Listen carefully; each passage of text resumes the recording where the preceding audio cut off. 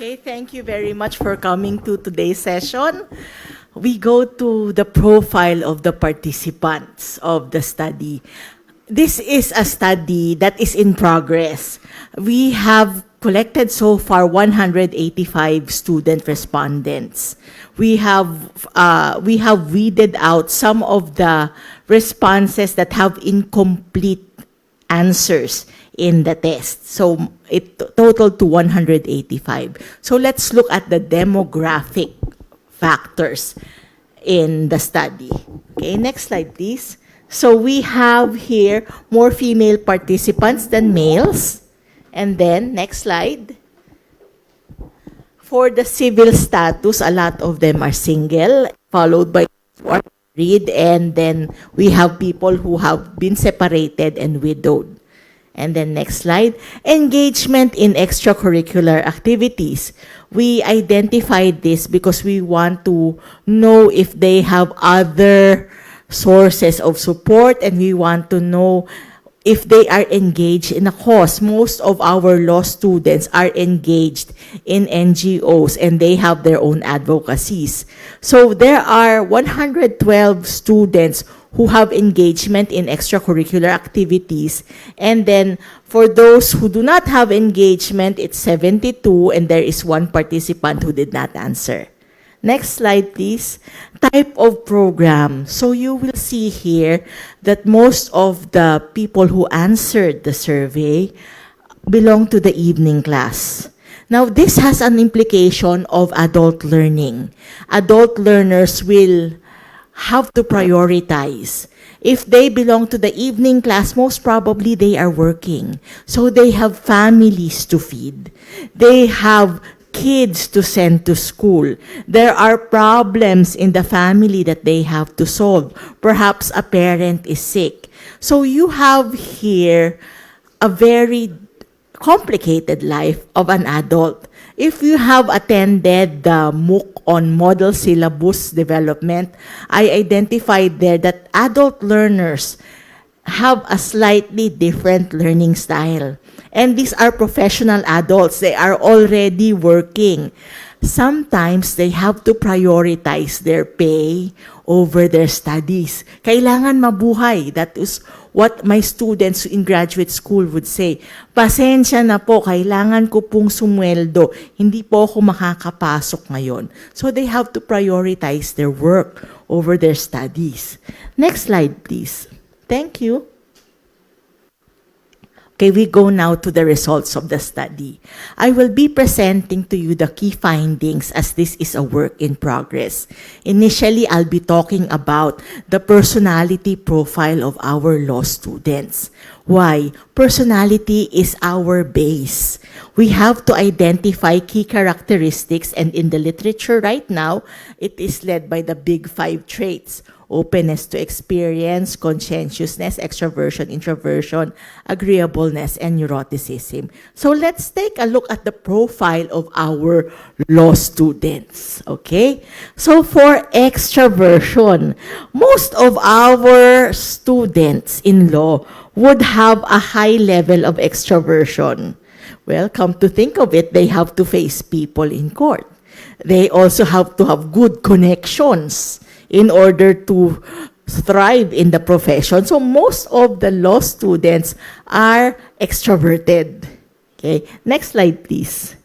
And then when it comes to agreeableness, it's above average to high. So most probably they would be task compliant. They would agree to what the professors say. Well, of course, if you are in law school, if your professor says you have to read 10 readings, you have to digest this class, you have to comply.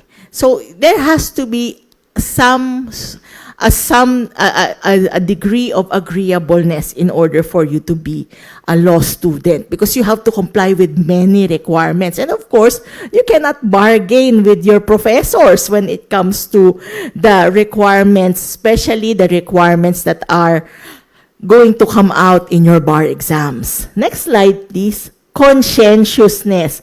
Most of our students, of course, are conscientious. Of course, my student, one of my advisees, who's an alumnus of the College of Law, would say, you know what, law is like a jealous mistress. You have to study and study and study. Even if you don't like, you have to study, you have to read. So you have to be conscientious. You have to be dedicated to finish your requirements. And then next slide.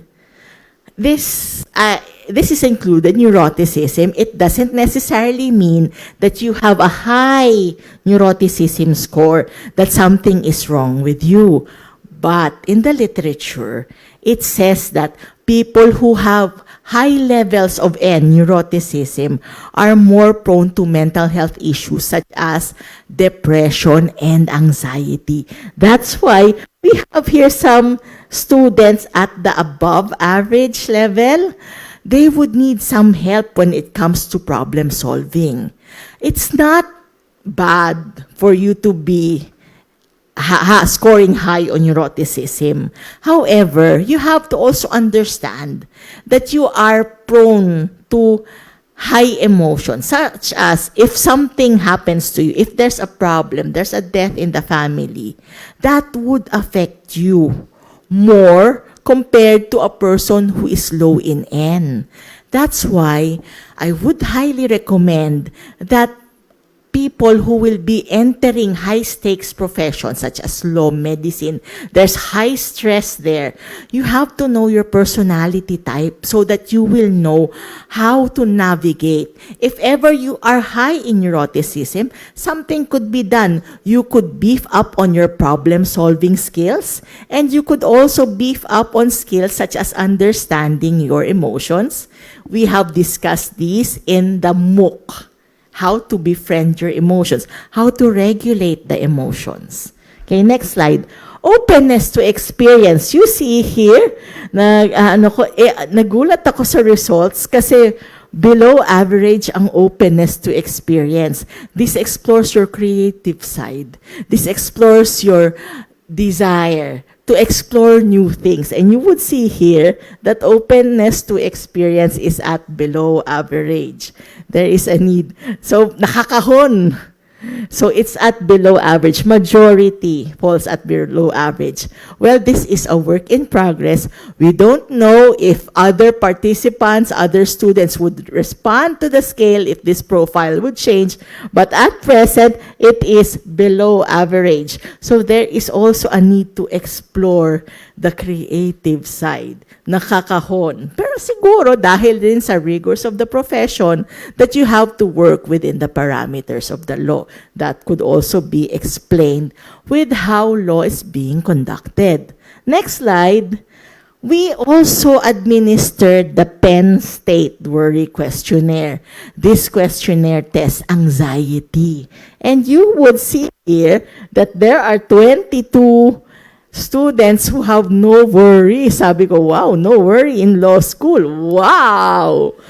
That is quite a finding. Nakita ko, no worry nga talaga.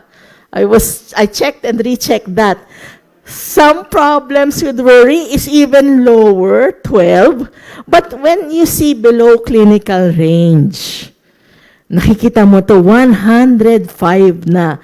And for those who have very high levels of anxiety and they need treatment, they need intervention because anxiety is getting in the way already of their school success, their family life, and their careers, you have here 24%. Roughly 1/4 of the population has worry. So, kinakailangan ma-address itong anxiety levels ng mga students natin. The key feature for anxiety is worry.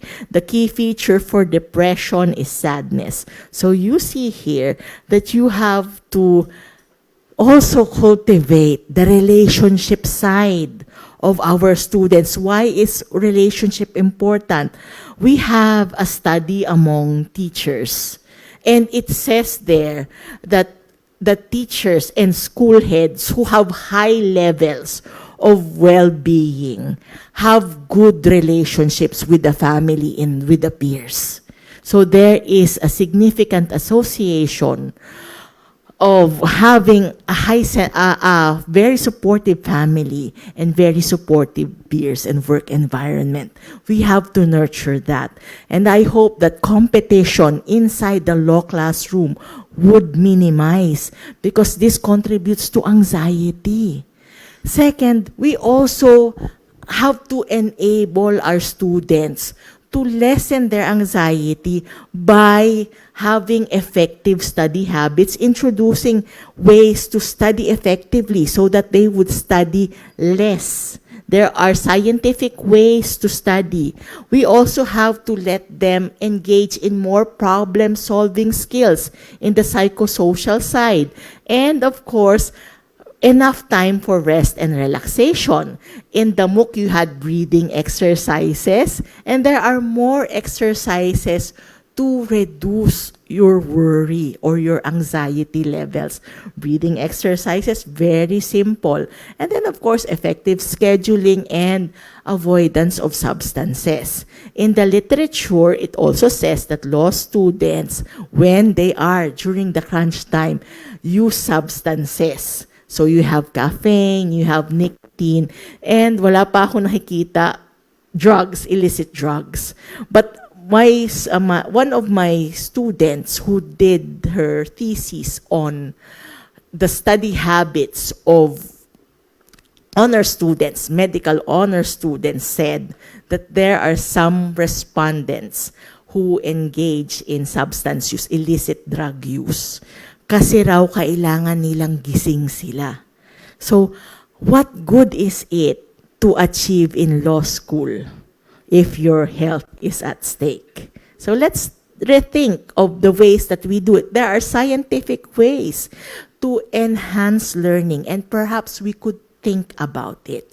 And then, next slide please, some stats. You would see here that the mean is below clinical, but it's still high. 46 is still high. It's a high score. There's a standard deviation of 12. Yes, there are people who really scored very high. If you could have a 100% in the worry test, they scored 100%. And there are respondents who said that they have very high levels of worry. Okay? And there's no significant difference in worry level between day and night students. It's the same. They have the same level of anxiety. And among males and females, there's also no significant difference. So there are no demographic factors that affect worry. Both of them are worried, and it is at below. It is a subclinical level. Let's not wait for it to elevate to the clinical levels. Otherwise, you'll have cases of self-harm or even suicide. So we have to address this. When it comes to grit, I have a preliminary computation that I wasn't able to include in the slides. It is at high, above average to high. It's law students are definitely gritty. But you can see here that law students are also human. Okay, when you are human, yes, you can be gritty, yes, you can be tenacious. But after some time, your body will take the toll because you're not resting anymore. You're thinking about passing, and if you are a highly conscientious and dedicated law student, you would always go for gold, and you want to achieve, you want definitely to be the honor student, or you want to be the top. And this can be detrimental to health.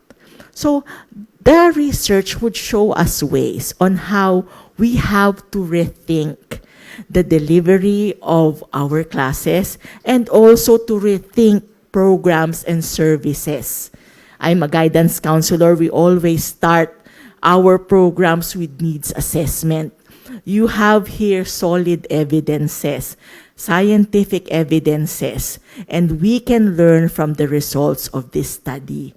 Similarly, the initial study of LECP during the onslaught of the pandemic yielded same results.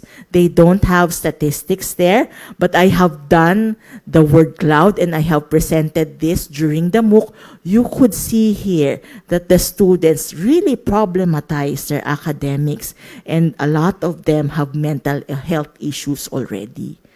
These could be solved and these could be minimized. So it is hoped that with the results of the study, we will create a better classroom environment for our law students. And eventually, we will raise, and congratulations for raising a whole new generation of lawyers who will be very responsive. I now turn the floor over to Dr. Chris.